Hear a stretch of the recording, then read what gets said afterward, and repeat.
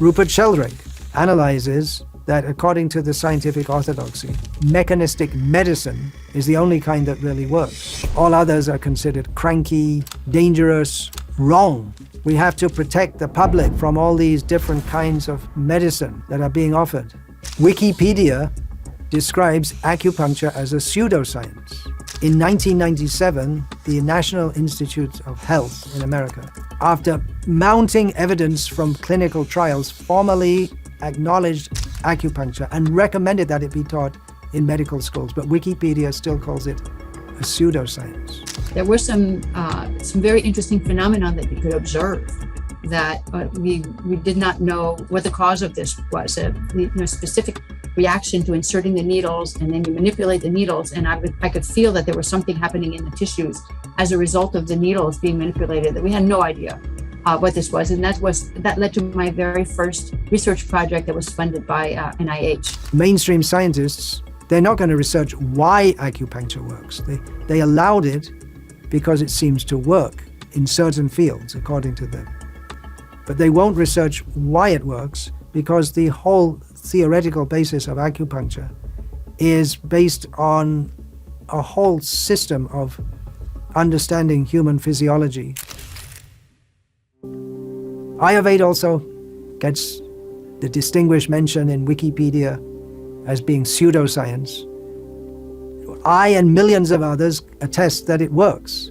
You can get in India, over the counter, because they're harmless, all kinds of Ayurvedic medicines. I don't need to go to a doctor if someone has malaria. I know, give them Sudarshan Churna or Sudarshan Ghanavati. Cheap, it works. You take it for 1 month, twice a day, and the recurring malaria, which I used to have, which could be subdued every time it came up by quinine-based medicines, or there was some other medicine, which terrible effect. But you take Sudarshan Churna, no bad effect. It's good for other fevers also. There are all kinds of medicines. For common colds and flu, there are various medicines based on Vasak.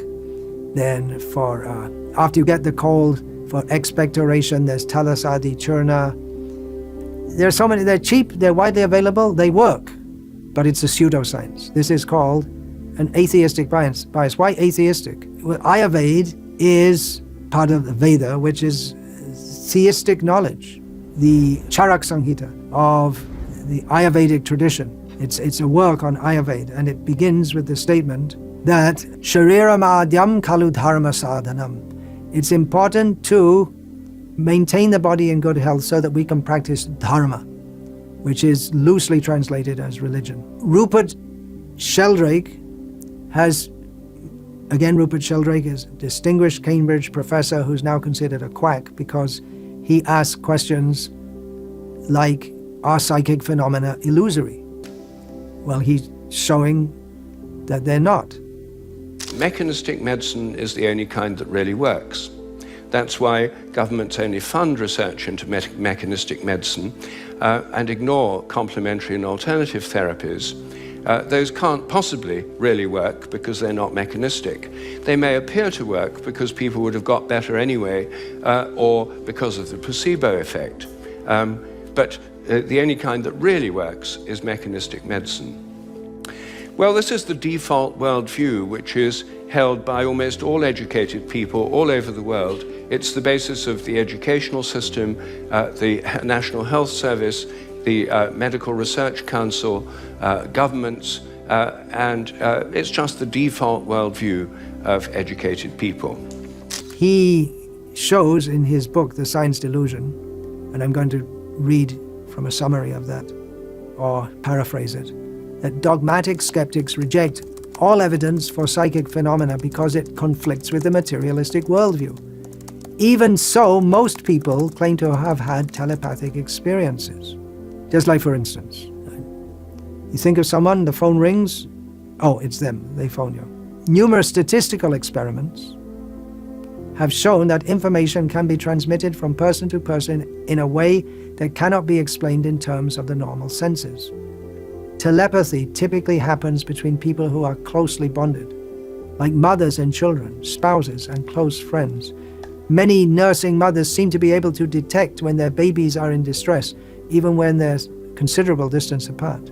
I had an experience This must be late 1970s, around 1980 in Bangladesh. I was going from village to village for my religious propagation purposes, accompanied by an 8-year-old boy. In those days, most children didn't go to school, and he was sent by his parents to be brought up with a religious training, so he was accompanying me.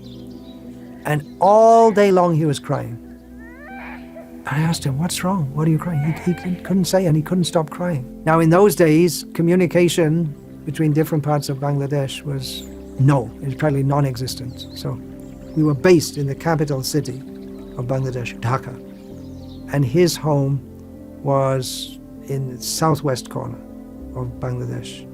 And it wasn't until a few months later that someone came from that area to our ashram in Dhaka and gave the news that the eldest brother of that 8-year-old boy had died by drowning, unfortunately, on that very day in which this young boy, 8 years old, was crying all day. He couldn't say why. Then he knew why. He knew something was very, very wrong. He couldn't say why, but then the news came much later. Social animals, like wolves, zebras, they seem to be able to keep in touch with members of their group at a distance telepathically. And domesticated animals like dogs and cats and horses and parrots often pick up their owners' emotions and intentions at a distance. And that's shown in experiments with, for instance, dogs and parrots. Dogs can understand the mind of the emotions of their owners. That's often seen. Sometimes it's seen that a pet dog becomes disturbed if two members of a family are arguing with each other, shouting at each other. Just like children become disturbed when parents argue and shout at each other. The dog also. How can they know the emotions of a human? Human premonitions, Rupert Sheldrake says. Presentiment, which means feeling the future. And this is just one of the ways in which we seem to be influenced by things that happen in the future, particularly things that happen to us ourselves. Another way of experiencing this is through precognition, which means knowing the future, as in precognitive dreams, or premonitions, feeling warnings about the future. Now, this is a wide range of phenomena. I'm mainly going to concentrate on the short-term presentiment, but I'll say something about precognitive dreams to start with and premonitions. Ever through recorded history, people have mentioned the fact that some people dream of things that happen in the future. And this has been studied scientifically for about 100 years now. Usually occur in dreams or through intuition.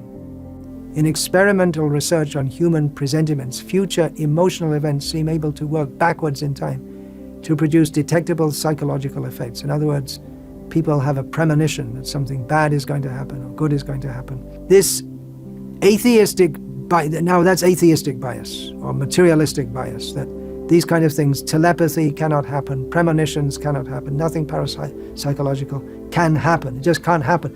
Can't happen, it doesn't happen because it doesn't fit with our materialistic scientific worldview. The fact that it does happen and is documented in a scientific way to happen, it doesn't matter to them. So again, then they are the pseudoscientists with their atheistic bias. Using Microsoft's Copilot, I asked what are the objections to anti-evolutionary theories. Here's what Copilot came up with. Anti-evolutionists often raise objections to the concept of complexity arising naturally through evolution. Let's explore some of their common arguments and how they are addressed. Number one, irreducible complexity. Anti-evolutionists claim that certain biological structures, such as the bacterial flagellum, are irreducibly complex. That, of course, was Michael Behe, who, by studying bacteria and especially seeing the complexity of the bacterial flagellum, thought there must be a God behind this. So Copilot goes on to tell us that they Anti-evolutionists argue that these structures couldn't have evolved gradually because removing any part would render them non-functional. Response. Scientists counter this. Wait a minute, it's scientists who are making the claim. So anyone who scientifically observes and makes an observation, a reasonable but anti-evolutionary observation, is not counted even as a scientist. So Copilot says, scientists counter this by showing that intermediate forms can have different functions. For example, components of the flagellum may have served other purposes before evolving into the full structure. See the deceitfulness. Scientists counter this by showing that intermediate forms can have different functions. No, they do have different functions. They may have served other purposes. What are the purposes? That Michael Behe, stumped by not seeing other purposes of the intermediate forms, concluded that it was a designed system. Some anti-evolutionists argue that the probability of complex biological systems spontaneously forming is astronomically low. They claim that the odds of specific sequences of DNA or protein molecules arising by chance are too slim. Response. Evolution doesn't rely solely on chance. Natural selection acts on variations, favoring those that enhance survival and reproduction. Over time, complexity can emerge through gradual changes. I'm not going to get to it in great detail. If you want to get into it in great detail, you can read books on intelligent design. But this is really what Copilot comes up is really a whitewash of what's actually going on in the anti-evolutionary scientific community. Specified complexity. Anti-evolutionists invoke the concept of specified complexity, suggesting that certain biological information such as DNA is too specific to have arisen randomly. They claim that such complexity implies an intelligent designer. Response. Scientists emphasize that natural processes, mutation, recombination, selection, can generate specified complexity over long periods. The genetic code itself is a result of evolution. Well, that's just the point that's being challenged. That if you say the universe is whatever, 3.9 billion years, 4.5 billion years old, then there's, even if you say it is possible that such incredible complexity has come about, you need a longer period. You need a longer period, much longer. Then, more from Copilot. Misunderstanding complexity and evolution. Anti-evolutionists often misunderstand the gradual nature of evolution. Well, Copilot's charitable enough to say misunderstand instead of misrepresent. They assume that complex structures must appear suddenly, ignoring the cumulative effects of small changes over time. Response. Scientists emphasize that evolution operates incrementally with each step building upon previous adaptations. Complexity emerges through countless generations. Again, not enough time.